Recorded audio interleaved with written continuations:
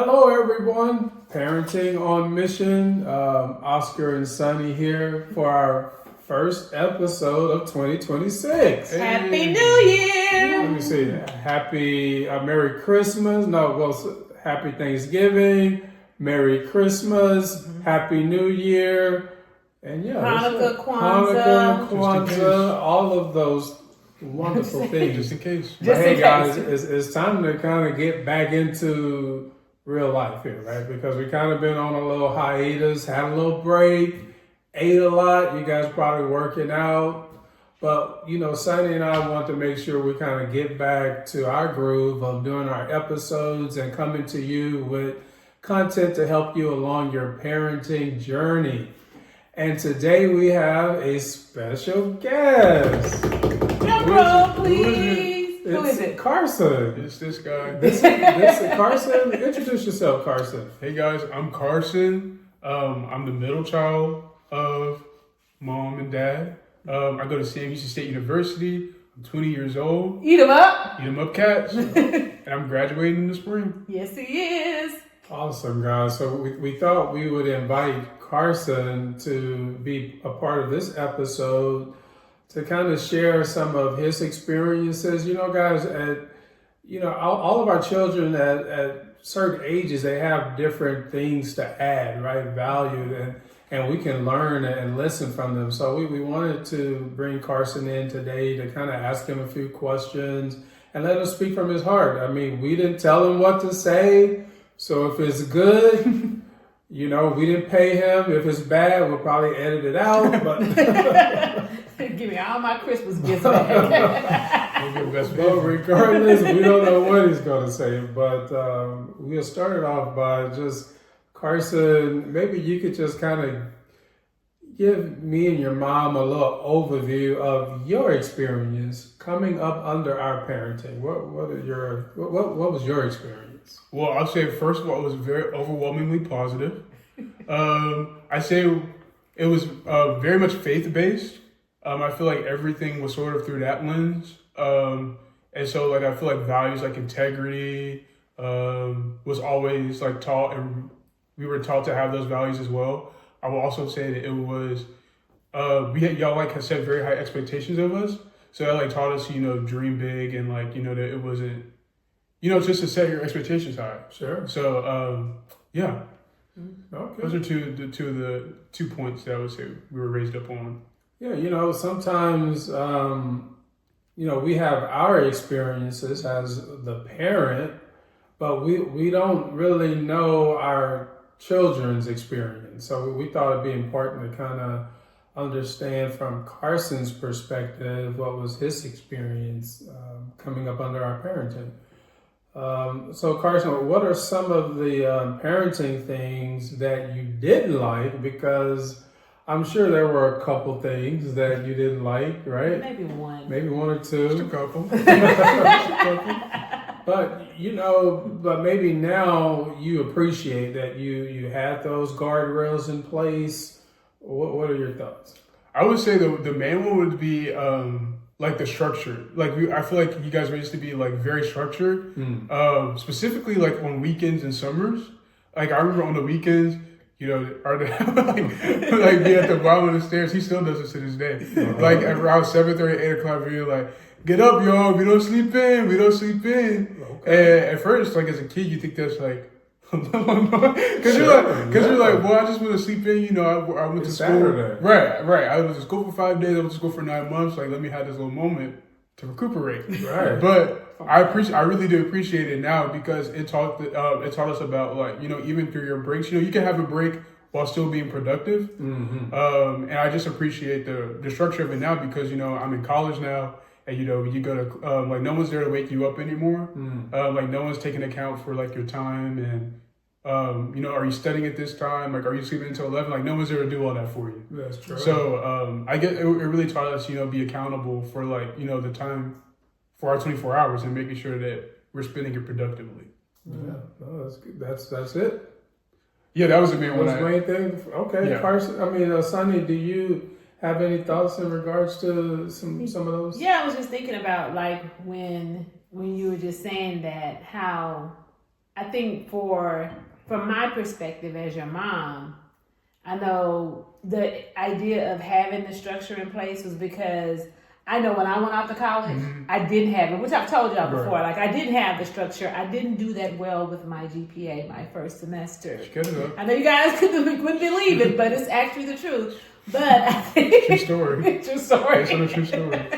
But I wanted to be more intentional about teaching you those good habits, those good skills to time management, studying, because I didn't have the discipline. And I had to develop it at 18, and that was very difficult. Right.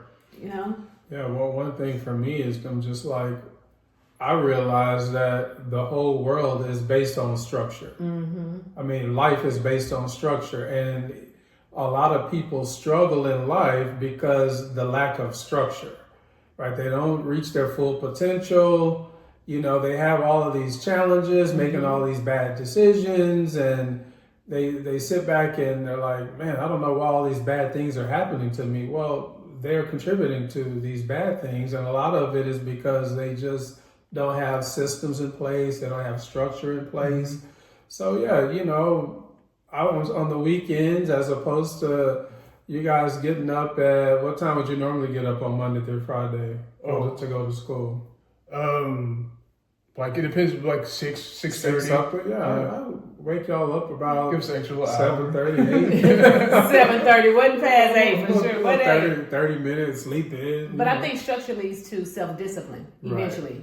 Because you create that structure, then it becomes, habits become like the norms, right? And so then you're disciplined that you really can't sleep. Well, maybe you can sleep a little longer, but not as often. Well, really quickly, before we answer this question, I will say, like, especially in the later, like when we got older, like we would wake up and we would like all go to the park as a family, or we would all like wake up and like do an activity together. So it wasn't like, you know, it was like it was structured, but we were still like it still felt like a break too. Sure. You know what I mean? Yeah. And I think when you're younger too, as a mom, because I was off in the summers.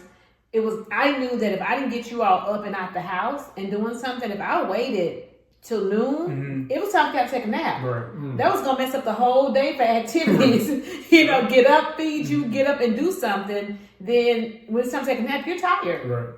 Yeah. So you want to ask the next question? Yeah. Next question. What are some things you've seen that your friends or others seem to experience that you've been able to avoid? So the main one that I thought of was like just like faith being instilled into us. Like I have a lot of friends like now who are sort of just like getting into it, and I feel and not to say like that just because we were raised we don't have our own separate journeys, but I feel like it made it really easy to go back to what we always knew was true, instead of like trying to find it for the first time. So just that foundation of like, you know, knowing that we're known and loved by God. Is very helpful. And I think it would have been so much more difficult being like 18, 19, like in college by yourself for the first time, and like having to turn to that because like you did something wrong, you know what I mean? Or just like the circumstances of your life and having to turn to like religion as a way to, you know, get back on track. We were able to have that foundation already set. So I think that's the main thing that there was something that was instilled to us that I'm grateful it was so early basically on. even maintain what you already had. Right. Okay. Wow, that's a very insightful, because that one thing helps you avoid a lot of things, because you have a foundation and you have a moral compass. Like to me as your father, that's the main thing is that, okay, because me and mom are not going to be there all the time. And we know by no means that you're perfect. Right. And we're not saying that you haven't made bad decisions. And really, I mean, I guess I can't think of a lot of bad decisions that you've made. But the point is, I'm not around you all the time, right? So I don't know what decisions you make but what I do know is that you have that foundation, as you stated, and you have the with that foundation, you're able to decide if you're making a good or a bad decision. Like, because a lot of people don't have a foundation, they don't know if they're making a bad or a good decision. Right. Yeah. And so because of that, and you have that moral compass, and what I heard you say, it was about religion, but I know our focus is more on a relationship with God, because God He's there all the time. Exactly. When you're at home, on campus, or when our children are away from us, we know that God is there. And that's what we've always said. God is there all the time. And so that's really good to hear that the relationship with God has given you the ability to kind of discern certain things that have been able to help you avoid certain situations where other children may not have that foundation. And, of course, we want to encourage parents to give their children that foundation. It's very important. And not only that, I think, too, I hear knowing not only who you are, but whose you are. If you're confident in that. Because a lot of times when children first leave home to go off to school or go to the military or work on their own, then it's like you're going out there, first of all, having to deal with that in transition, but then trying to figure out who you are and whose you are. So then that helps have you going out into the world almost like a ship without a sail. But it is. Yeah. No, I know exactly what you mean. I think even more so, like, the discernment is very helpful as well, but I'll also say, like what Dave was saying about like the relationship aspect, it's like that time period in your life. I know for me and for everyone I know, like coming to that big of a change and not having the people or the things that normally would like comfort you, like having or things that you don't even want to share to your parents or your friends. Knowing that there's a God that is always listening and wants you to throw everything that you're going through at His feet. So just like. Yeah, that's always helpful. You not felt that. Okay. You not felt that. So, go ahead. Where do you see yourself, Carson Combs, in 3 years? That's a great question. Thank you. This is the question I thought about the most. Okay. Mostly because like I don't really have an answer. It's okay. Just saying, like, I have like a general idea. I think I'll have a full-time job. For anyone that know how would they know? I'm a business HR major, so I graduated in May. So I assume hopefully that I'll have a job in that career. But I'm thinking about maybe getting a master's degree. Okay. I'm thinking about what even do I want to get my master's degree in. So a lot of different directions it could go, but I think I'll have a full-time job in the next 3 years, hopefully. And maybe I'll be enrolled in a master's degree program. Okay. Well, sounds about right for the next 3 years. I mean, that's a lot to accomplish in 3 years. That sounds about right. And, the thing about it is, like, you're thinking beyond today. And parents, that's what we really want to encourage all of our parents to have your children think beyond today. Because what you do today impacts 3 years from now. A lot of people are thinking like what they're going to do 3 years from now, but they're missing about today. Right. And tomorrow. All of those steps get you 3 years from now. So the things that you're doing, completing your degree, staying disciplined, keeping your nose clean, as they used to say back in the day. Staying focused on your relationship with God. Staying focused on the relationships with your family. Like those, actually learning, like going to school to learn. Not going to school to party. I know you're having your fun and all of that. That's great. That's fine. But like I've always said, at least I'm not going to put these words in your mama's mouth, but 10% fun, 90% school is kind of my ratio. I think if it gets 50-50, that ain't why you going to school. I say 20-80. 20-80, I don't know, 75-25. I can say 90-10. That don't mean that's what you're going to do, right? But at least I set the bar high. He said 25-75. Now you may bring it down or even it out a little bit. That's fine. But the point is that you haven't, to this day, done anything that's going to negatively impact your trajectory where you're trying to go. Mm-hmm. And that's the key, right? Because these years are pivotal years, mm-hmm. right? You can do one thing that'll set you back 6 years and you behind the ball, right? This is true. It's key. This is true. What do you say, son? I mean, I think that's very true. I think that this is a foundation and it's very pivotal. Like in what it is you want to accomplish as far as a career, who you are as a young man, all of those things, these decisions are happening. But the thing is to have your goals. And I encourage even all parents, help your children establish even very young what their goals are. Mm-hmm. Goal setting is important. This is a great time. It's a new year to establish that and having conversation about what it is you want to accomplish this year. Right. And then how are you gonna accomplish that? Mm-hmm. And so even thinking about it doesn't mean that it doesn't change, because it can. Right. But at least you have something you're working towards, and that's a good thing. Yeah. All right, Carson, here's another question for you.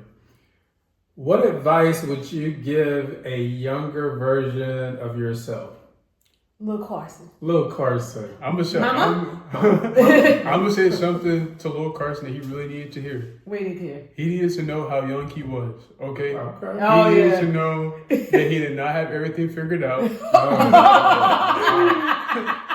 don't know. They're laughing really hard. I'm like, what's so funny? You know what I Yes, so I did think I knew it all. That's for sure. And I mean that in two facets. One being like, take the advice of your parents and just other people in general very seriously. Like I say for me, I get caught up in like my own thoughts and like my own predisposed path, like what I think I'm going to end up or what I think I should do. Mm-hmm. Wow. She's doing a little shots, but it's okay. We're going to let it go. But it's true. And so, yeah, just take the advice of others very, very seriously. I'm not even saying that you have to, do it 100% of the time, right. But just very much be open-minded mm-hmm. to the thoughts of people who are to the opinions and advice of other people who have been the same age that you are. Mm. And just know that you don't have it all figured out, and that's okay. That really is okay. It's okay. And the other half of that is just knowing that you are young and you do have time to figure things out. And that not everything has to be on such a rigid timeline. Yes. And you don't have to know like your exact career plan at 16 years old, because chances are it's going to change. So, so just overall, just be open-minded. Just be open-minded to like the path that you're going to take, and be open-minded to the advice and opinions of other people. And I think that is great advice, and that's a good. And although, like you said, that's what you learn, but those are good traits that you have. Right. That you've always been very strong-willed. You've been very focused about what it is and had a plan, which is great. Mm-hmm. But like you said, it's also having something good, but also understanding, how it can be changed and how others can help you in making those decisions. Yeah. Yeah, I think. Oh, sorry. No, go ahead. Like I said, for like even now, I feel like I'm like so much more thinking more fluidity about like my career and like if I want to get my master's, because I'm just like I don't have to make that decision right now. Right. So I get myself have like a little space of time to really think about all the other options I have and like weigh out the pros and cons. Because like I'm not enrolling tomorrow, so like, I have to make the decision tomorrow. Because you ain't graduated yet. Exactly. So just you have time. You have time. Yeah. That's a lot of young people put so much pressure on themselves, and then they're anxious and stressed out for what? Yeah. This is the time in your life where you should be having a good time, but also building your foundation for your future and enjoying the journey. Yeah. Like, don't let the journey be something negative. Right. The journey can be fun, but it can also be doesn't have to be burdensome. Beneficial. Yeah. Effective. Journey. It doesn't have to be all this struggle in your journey. Mm-hmm. And, one thing is that I heard you say is just being able to listen. Mm-hmm. And like you say, you don't have to take the advice necessarily, but if you're listening and you're getting good advice, a smart person would take the advice, right? Because only a fool doesn't listen. Like, I feel like I've been able to avoid a lot of things in life because I have been able to listen and apply the knowledge, especially if it's from someone that I trust, someone that is in a position that I'm trying to get into. Why wouldn't I listen to them? They've already accomplished what I'm trying to accomplish. Right. So I'm going to take that advice. Every time that I've gotten myself in trouble in life, it's typically because I didn't listen to someone and stepped into something that I could have avoided. Didn't have to make that mistake. So. I also think that too, that when you think about it, when you talk about the journey, right? That when you're so focused on the other stuff, that you miss the lesson that's in the journey. Exactly. Okay. There's a lesson in your journey. There's something you need to learn that you're taking to the next phase. But if we focus, and not just specifically you know what I mean, but like when we focus on like where the next step is, we miss the whole lesson. We miss the growth that happens and all of that. So that's good in saying just. And I noticed when you started changing that thought, because I said, well, Carson, what you gonna do? I think we're gonna come home from Sam or something. Probably. And you said, well, Mom, I don't have to figure it out right now. And I was like, maybe a little quick. okay, Carson. Because that's just not who I've been for. Yeah. But I will say really quick though about what you were saying, like, if any other strong-willed kids are listening to it, or you're a parent of a strong-willed kid, I would advise letting them know the difference between like what it means to listen. Because I remember they'd be telling me stuff, and I'd be like, I will only take it in so I can have a rebuttal to what they were saying. I'd be like, okay, let me listen to what they say so I can get my little argument against it. But so just really quick, I would say let the kid know that listening means like really considering what they're saying and like considering the intentions behind what they're saying, and not just listening so you can have a better argument. Good point. Because you like a good argument. Oh, I'll argue with you. Oh, that's good. Carson is one of my great debaters. Yes, this is what we do. This is what me and my dad do. So you got another question? Yes. What would you tell a young person listening that may be going through issues with their parents? What would you tell them? I would say genuinely really do consider like the intentions, what I was just saying, like about the advice or the concept, whatever y'all are going through, like consider the intentions behind it and really realize that the intention is like out of love. And like, cause I feel like I've talked to people like in church and like in other spaces who are like having conflicts with their parents, and like you build it up so much in your head, and you confuse like a disagreement that like with the fact that they don't have the best intentions for you, and that is just something that's ever the case for a parent. So I say just realize that that they're doing this out of love. What they're advising you is something that they genuinely think is going to be the best path for you.